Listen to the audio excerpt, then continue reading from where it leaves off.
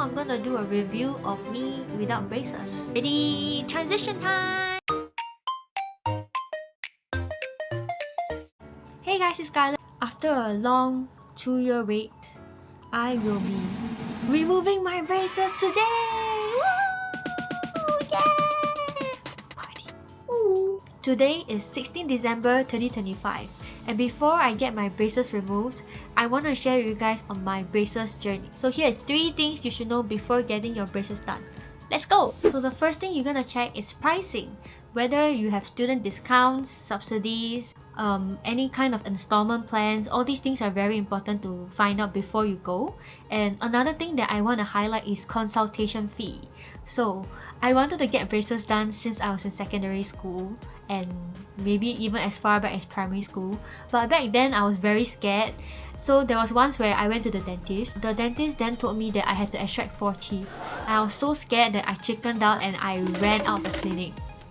At that time I was around like 12 or 13, and then my dad had to pay the consultation fee, which was quite expensive. So if you're scared like me, maybe you can go for clinics that offer a free consultation, so that even if you want some time to think about it, or you just want to know what kind of treatment you need to get, at least you can go for a free consultation. So for braces, there's different kind of things that you need to treat. Of course, I'm not an expert. You have overbite, underbite, and a lot of other different terms. From my experience, they are mainly broken down into consultation. Sometimes you need to take an x-ray and there's a fee that comes with that. After that, there will be extraction if you need it. For example, I had overcrowding, so I had to remove 4 teeth. So each tooth cost me money. So you need to check whether extraction costs money, and overall what is the fees for the extraction, because the extraction fee is one and then the braces fee is another fee. Then of course there's the actual braces fee itself. Can you pay this in installment, or like do you need to pay a deposit, and how much is the deposit? Secondly, it will be the extra fees, because sometimes they charge things like sterilization, cleaning fee, etc, etc. And then lastly is definitely the retainer fee, because after you get your braces done, so you need to have retainers to hold your teeth in place, which you need to wear every night. So how much is the cost of the retainer fee? So these are the main few things that I can think of for the pricing. Of course, do your research. For me, I did my research except for when I was very young and I didn't think about the consultation fee. That's it for pricing. Next! Number 2, scheduling. So this is something that I really did not think of before getting my braces done. So the doctor that was handling my case was not at my clinic every day. So he will only be there specifically on Tuesday. That meant that I can only see him on Tuesdays, and there's a lot of people who want to see him on that day. So firstly, it's very rushed, because all the patients that see him will be squeezed into that day. Secondly, for braces, sometimes parts come out, like the metal brackets will fall out, the rubbers fall out, etc.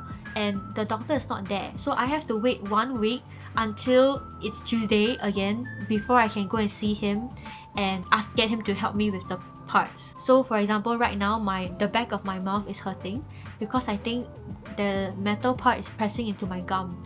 So for like the past 3 days, my gum is kind of swollen because I can't go back to the clinic to get it fixed. So I feel like this is one of the more pressing issues that I feel that I overlooked before getting my braces committed to this clinic. My original thought was that, oh okay, because this clinic is near my house, it's convenient to go to every month, because you know you need to go for your tightening once a month. But because my doctor is only there like once a week, it was very hard to get help when I needed to. So this is something that I would recommend you to ask before you commit to getting your braces at the clinic you are looking at. Okay, next! Point 3, and the last point, which I completely overlooked, is how is the doctor like? So when I got my braces done, all I thought about was, okay, let me pick a clinic near my house for maximum convenience.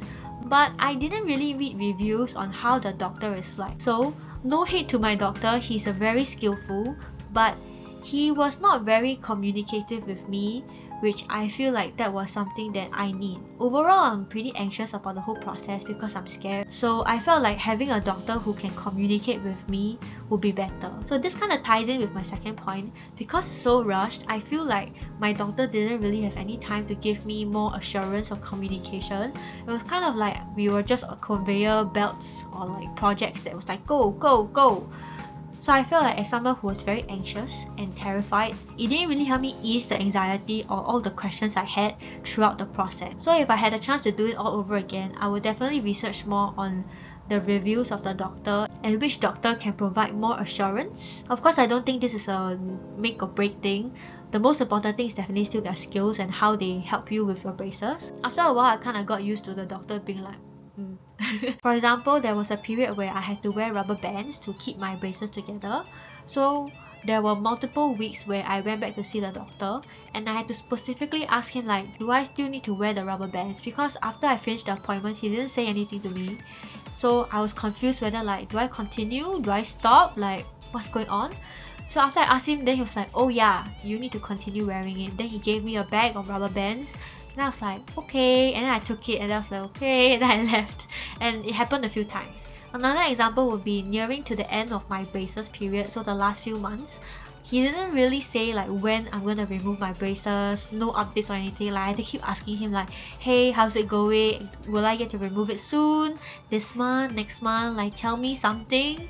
Like only when I asked him, then he was like, oh yeah, maybe next month. So I felt like if I didn't poke, one fine day I will go into the chair and my braces would just be removed. And I wouldn't even know.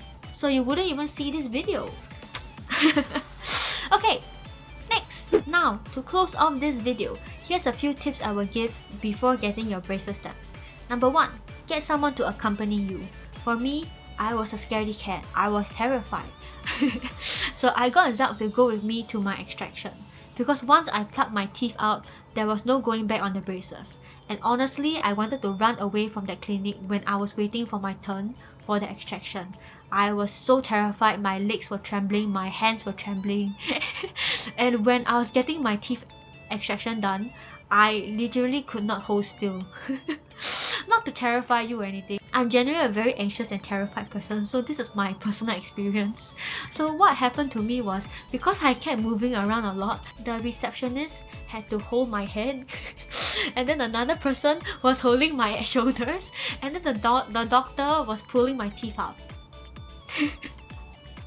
And then my boyfriend Zach was in the corner and he was giving moral support like, you can do it, you can do it. And then I was there like,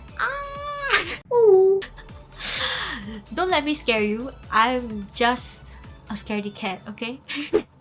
Second thing I would recommend is, before you get your braces done, take a lot of before and after pictures. Because I felt that during the before I took some, but they were not very well taken. Like I just kind of took a phone camera and went like, and then I took it. So I would recommend you to take more pictures and take more videos. And maybe in between you can document some to see how your teeth change as the time goes on. Because sometimes when I look back at my old pictures, I'm like, damn, that was me. And I kind of regret not taking more pictures. So I will recommend it. The third and last thing I will recommend is to get a water flosser. So this was recommended by my friend, and getting a water flosser really helps to get all the bits stuck in between your teeth and the braces, like really get it out without having to floss with like a string. However, I would recommend that you don't do this very early in your braces journey. Maybe wait until like you kind of settle into it, maybe after 1 month or so. Because the first time I was using it, I think it was a little too early and I was kind of confused on how to use it, so there was a lot of bleeding and I was crying. I was like, the flosser made me bleed. But it was fine. It didn't hurt at all. I think because my gums were a bit sensitive, so that's why it was kind of bleeding. So my recommendation would be to wait until you kind of stabilize, maybe for 1 or 2 months, then you start using the water flosser. Maybe do more research on that, don't quote me on that, I'm not a medical professional. I don't know if 2 months is too soon. Editor Scarlett, please put it in. But yes, go on a lower setting and try it out a little bit first. Don't be like me and be over ambitious and then try to do your whole mouth. No, just take your time. Wait until your gums or your mouth kind of stabilizes, then you try doing it. So that's all my tips and what you should know before getting your braces done.